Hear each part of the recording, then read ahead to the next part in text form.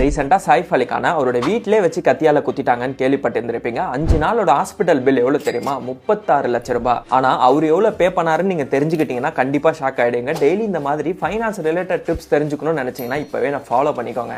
5 days hospital admit பண்ணி surgery சக்ஸஸ்ஃபுல்லாக complete பண்ணி இப்போ ஒரு வீட்டுக்கு அனுப்பிச்சிட்டாங்க. Now he is safe. அதனால I'm happy.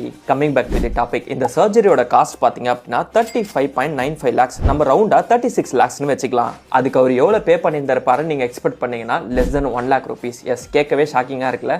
Already insurance company சர்ஜரிக்கு முன்னாடியே 25 lakhs ப்ரீ அப்ரூவாக கொடுத்துட்டாங்க. அதனால no need to pay any single Beni.